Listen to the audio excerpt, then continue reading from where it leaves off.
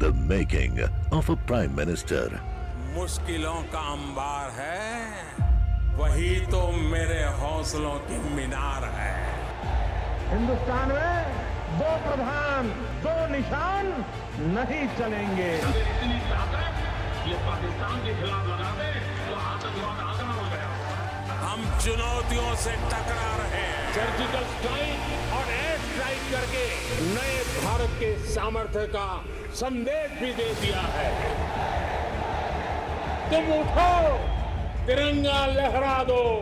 जननायक नरेंद्र मोदी के 20 वर्ष पुराने भाषणों पर आधारित एक बेहद लोकप्रिय कार्यक्रम। क्या कहते हैं नरेंद्र मोदी?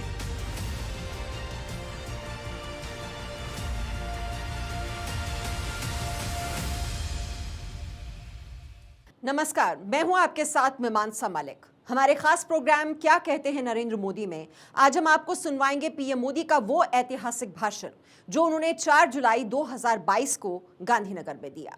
एक कार्यक्रम के दौरान मोदी ने कहा कि डिजिटल इंडिया मिशन से गांव और शहर के बीच की दूरी अब कम हो गई है। यहां तक कि अब ड्रोन के जरिए गांवों में मैपिंग भी की जा रही है। डिजिटल इंडिया बिचौलियों के नेटवर्क को भी समाप्त कर रहा है। आज ये टेक्नोलॉजी નો ઉપયોગ કરીને डायरेक्ट बेनिफिट ट्रांसफर के माध्यम से बीते 8 साल में 23 लाख करोड़ रुपए से अधिक सीधे लाभार्थियों के बैंक खाते में भेजे गए हैं। इस टेक्नोलॉजी की वजह से देश के 2,23,000 करोड़ रुपए यानी करीब करीब 2.25 लाख करोड़ रुपए जो किसी और के हाथ में गलत हाथ में जाते थे वो बच गए हैं। दोस्तों साथियों, डिजिटल इंडिया अभियान ने जो एक बहुत बड़ा काम किया है वो है शहर और गांव के बीच की खाई को कम करना। हमें याद होगा शहर में तो फिर भी कुछ सुविधा थी, गांवों के लोगों के लिए तो हालत और भी मुश्किल भरे थे। गांव और शहर की खाई भरेगी इसकी भी कोई कल्पना भी नहीं कर सकता था। गांव में छोटी से छोटी सुविधा के लिए भी आपको ब्लॉक, तहसील, जिला हेडक्वार्टर के दफ्तरों के चक्कर लगाने पड़ते थे। ऐसी सारी मुश्किलों को भी डिजिटल इंडिया अभियान ने आसान बनाया है और सरकार को नागरिक के द्वार पर उसके गांव, घर और उसकी हथेली में फोन पर लाकर खड़ा कर दिया है। गांव में सैकड़ों सरकारी सेवाएं डिजिटली देने के लिए पिछले 8 वर्ष में 4 लाख से अधिक नए कॉमन सर्विस सेंटर जोड़े जा चुके हैं।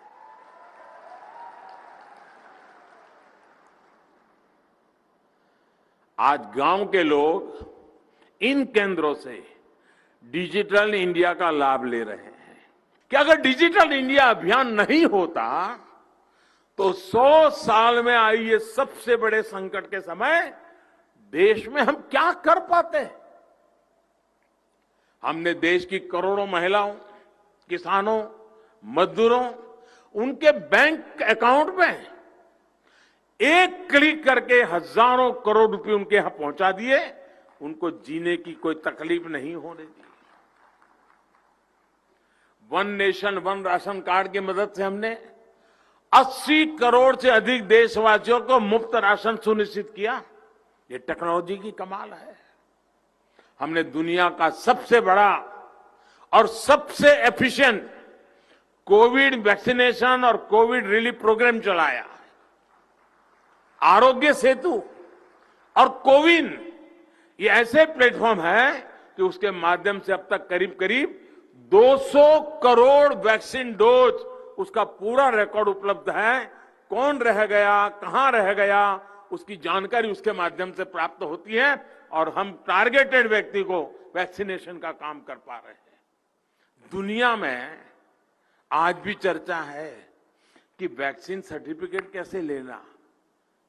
कई दिन निकल जाते हैं, हिंदुस्तान में वो वैक्सीन लगा करके बाहर निकलता है, उसके मोबाइल फोन पर सर्टिफिकेट मौजूद होता है।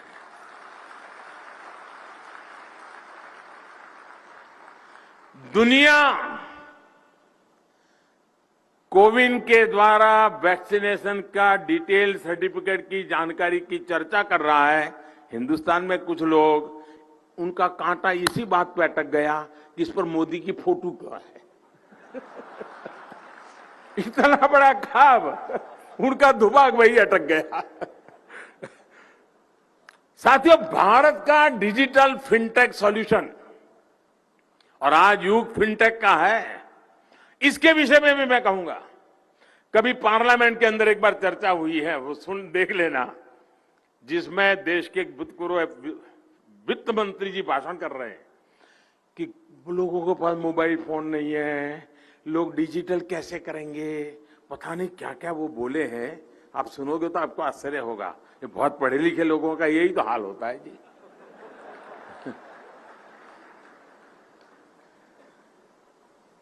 फिनटेक, यूपीआई यानी यूनिफाइड पेमेंट इंटरफेस, आज पूरी दुनिया इसको आकर्षित हो रही है।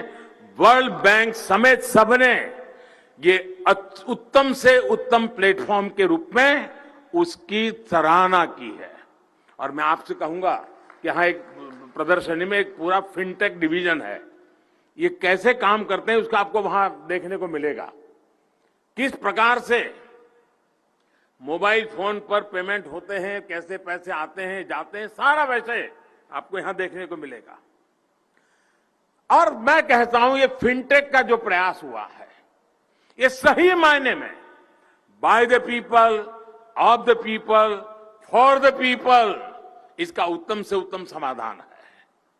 इसमें जो टेक्नोलॉजी है वो भारत की अपनी है, यानी बाय द पीपल। देशवासियों ने इसे अपने जीवन का हिस्सा बनाया, यानी ऑफ द पीपल। इसने देशवासियों के लेन देन को आसान बनाया, यानी for the people.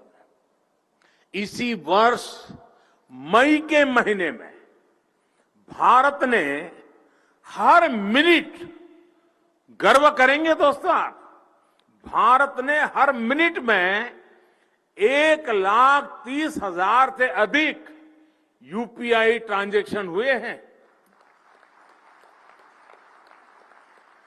Her second औसतन 2,200 ट्रांजैक्शन कंप्लीट हुए हैं प्रति सेकंड। यानी अभी जो मैं आपसे भाषण कर रहा हूं, जब तक मैं यूनिफाइड पेमेंट इंटरफेस इतने शब्द बोलता हूं, इतने समय में यूपीआई से 7,000 ट्रांजैक्शन कंप्लीट हो चुके हैं। मैं जो 2 शब्द बोल रहा हूं इतने समय में, ये काम आज डिजिटल इंडिया के माध्यम से हो रहा है। और साथियों, आपको गर्व होगा, भारत के कोई कहता है अनपढ़ है, टिकना है, फलाना है, ये है, वो है, पता सो बताता है। वो देश की ताकत देखिए, मेरे देशवासियों की ताकत देखिए। दुनिया के समृद्ध देश, उनके सामने मेरा देश जो डेवलपिंग कंट्री की दुनिया में है, दुनिया का 40% डिजिटल लेन देन हमारे हिंदुस्तान में होता है दोस्तों। इसमें भी भीम यूपीआई आज सरल डिजिटल ट्रांजैक्शन का सशक्त माध्यम बनकर उभरा है। और सबसे बड़ी बात, आज किसी मॉल के भीतर बड़े बड़े ब्रांड्स बेचने वाले के पास ट्रांजैक्शन की जो टेक्नोलॉजी है, वही टेक्नोलॉजी आज उसके सामने रेहड़ी पट्टी वाला और ठेला वालों बैठो है ना अपने फुटपाथ पर, 700-800 रुपया कमाते हो, ऐसा मेहनत कश मजदूर के पास भी वही व्यवस्था है जो बड़े बड़े मॉल में अमीरों के पास है।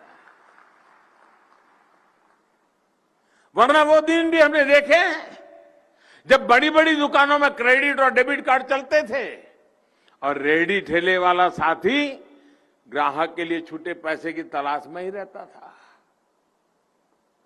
और अभी तो मैं देख रहा था, एक दिन बिहार का कोई प्लेटफॉर्म पर कोई भिक्षा मांग रहा था तो वो डिजिटल पैसे लेता था। वो अपना क्यूआर कोड बताता था। अब देखिए भाई, दोनों हर एक के पास, अमीर हो या गरीब हो, गांव का हो या शहर हो, हर एक के पास समान शक्ति है। यही डिजिटल इंडिया की ताकत है। इसलिए आज दुनिया के विकसित देश हो या फिर वो देश जो इस प्रकार की टेक्नोलॉजी में इन्वेस्टमेंट नहीं कर सकते, उनके लिए यूपीआई जैसे भारत के डिजिटल प्रोडक्ट आज आकर्षण का केंद्र है। हमारे डिजिटल सॉल्यूशंस में स्केल भी है, ये सिक्योर भी है और डेमोक्रेटिक वैल्यूज भी है। हमारा ये जो गिफ्ट सिटी का काम है ना, मेरे शब्द लिख के रखिए दोस्तों, और मेरा 2005 या 6 का भाषण है वो भी सुन लीजिए। उस समय जो मैंने कहा था कि गिफ्ट सिटी में क्या क्या होने वाला है, आज वो धरती पर उतर होता हुआ दिखाई दे रहा है। और आने वाले दिनों में फिनटेक की दुनिया में, डेटा सिक्योरिटी के विषय में, फाइनेंस की दुनिया में गिफ्ट सिटी एक बहुत बड़ी ताकत बनकर के उभर रहा है। ये सिर्फ गुजरात नहीं, पूरे हिंदुस्तान की आन बान शान बन रहा है जी। साथियों, डिजिटल इंडिया भविष्य में भी भारत की नई अर्थव्यवस्था का ठोस आधार बने, इंडस्ट्री 4.0 में भारत को अग्रणी रखे, इसके लिए भी आज अनेक प्रकार के इनिशिएटिव लिए जा रहे हैं, प्रयास किए जा रहे हैं। आज AI, blockchain, AR, VR, 3D printing, drones, robotics, green energy, ऐसे अनेक न्यू एज इंडस्ट्रीज के लिए 100 से अधिक स्किल डेवलपमेंट के कोर्सेज चलाए जा रहे हैं देश भर में। हमारा प्रयास है कि विभिन्न संस्थाओं के साथ मिलकर आने वाले 4-5 सालों में 14-15 लाख युवाओं को फ्यूचर स्किल्स के लिए रीस्किल और अपस्किल किया जाए, उस दिशा में हमारा प्रयास है। इंडस्ट्री 4.0 के लिए जरूरी स्किल्स तैयार करने के लिए आज स्कूल के स्तर पर भी फोकस है। करीब 10,000 अटल टिंकरिंग लैब्स में आज 75 लाख से अधिक छात्र छात्राएं इनोवेटिव आइडियाज पर काम कर रहे हैं, आधुनिक टेक्नोलॉजी से रूबरू हो रहे हैं। अभी मैं यहां प्रदर्शनी देखने गया था, मेरे मन को इतना आनंद हुआ कि दूर सुदूर, कोई ओडिशा की बेटी है, कोई त्रिपुरा की बेटी है, कोई उत्तर प्रदेश के कोई इंटीरियर गांव की बेटी है, वो अपनी प्रोडक्ट लेकर के आई है। 15 साल, 16 साल, 18 साल की बच्चियां दुनिया की समस्याओं का समाधान लेकर के आई हैं। आप जब उन बच्चियों से बात करोगे तो आपको लगेगा ये मेरे देश की ताकत है। दोस्तों, अटल टिंकरिंग लैब के कारण स्कूल के अंदर ये जो वातावरण बना है, उसी का ये नतीजा है कि बच्चे बड़ी बात लेकर के, बड़ी समस्याओं के समाधान लेकर के आते हैं। The making of a prime minister. मुश्किलों का अंबार है, वही तो मेरे हौसलों की मीनार है। हिंदुस्तान में 2 प्रधान 2 निशान नहीं चलेंगे। इतनी ताकत ये पाकिस्तान के खिलाफ लगा दे तो आतंकवाद आगना हो गया। हम चुनौतियों से टकरा रहे हैं, सर्जिकल स्ट्राइक और एयर स्ट्राइक करके नए भारत के सामर्थ्य का संदेश भी दे दिया है। तुम उठो, तिरंगा लहरा दो। जननायक नरेंद्र मोदी के 20 वर्ष पुराने भाषणों पर आधारित एक बेहद लोकप्रिय कार्यक्रम क्या कहते हैं नरेंद्र मोदी